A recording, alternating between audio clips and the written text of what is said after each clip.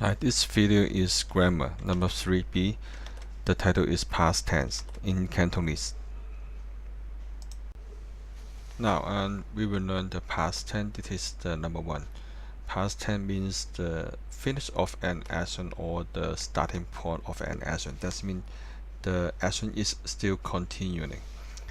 The format of past tense based on the basic sentence, subject, verb, and the object, and we put the words liu or yun in between the verb and the object. Liu or yun means implies the something has finished, but it doesn't has that meaning. Now there are two examples. Number 1, 我們污染了地球. We pollute the earth. Subject, verb, and the object, and put the liu and yun in between the verb and the object. Number 2, 妹妹溫習了外語歷史. Little sister studies history. Subject, verb, and object, and the liu and yun in between the verb and the object. As a conclusion, the word liu or yun is put in between the verb and the object, and it indicates the end of an action or the starting point of an action. In example number 1, liu or yun emphasize the verb it follows, that is the pollute, and all we know that the pollution is continuing. So in this case, liu or yun indicates the end of the starting point of an action. In number 2, liu or yun emphasize the verb study, and it also indicates the end of an action. And we have more examples about the liu. Number 1, 我已經看了這套電影. I had already watched this movie. That means something has finished and will not happen again in the very short period. Number 2, 他死了. He is dead. In this sentence, something happened and cannot be returned. Number 3, 我們污染了地球. We pollute the earth. That means something has happened and still continuing.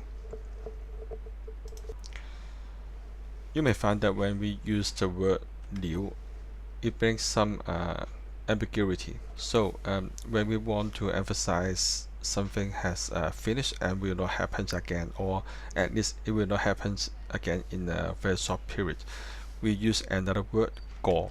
Okay, this word also put in between the verb and the object, and we also have the subject, of course. This is example number 1. 妹妹去了英國讀書. Little sister is studying in British, and if we translate directly from the Chinese sentence, it is little sister went to British for studying, and the sentence structure is subject, verb, and the object, and put the liu in between the verb and the object.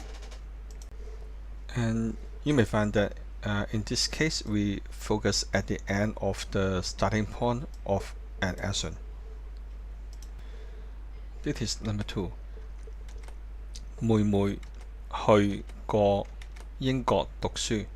Little sister had been to British for studying. Subject, verb, and the object, and put the 過 in between the verb and the object. In the example number 1, when we use the words 去了, we emphasize the verb it follows. That means we focus on the fact that she went to British. In number 2, when 過 is used, that means the little sister had been to British, but the action is over now. We have 2 more examples. 小明來了我家. 小明 has come to my house, and he is still here. Another example, 小明來過我家. 小明 has just been to my house, but He left. This is past tense number 3. In this session, we will learn how to tell people when did the action happen, or how long did the action last. This is the example number 1. 我們污染了地球很久. We have been polluting the earth for a very long time. In this sentence, we put a phrase as the time indicator after the object or at the end of the sentence to tell people how long did the action last. Example number 2. 妹妹昨天溫習了歷史. Little sister studies history yesterday.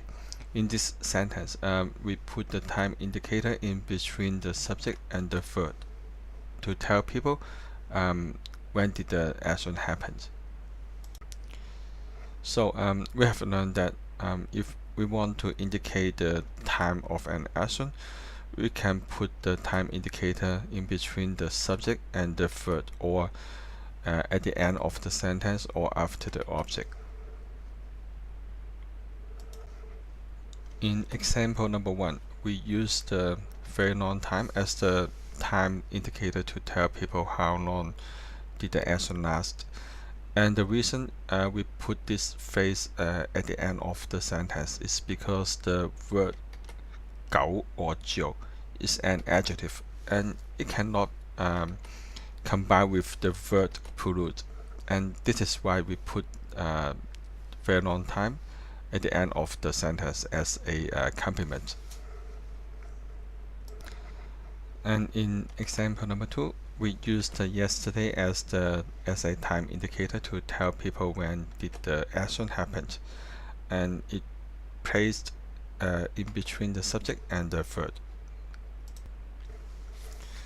I planned to have 3 videos to introduce the simple tenses, but the past tense is too long, so I should cut them into 2 videos. So we have 4 videos now.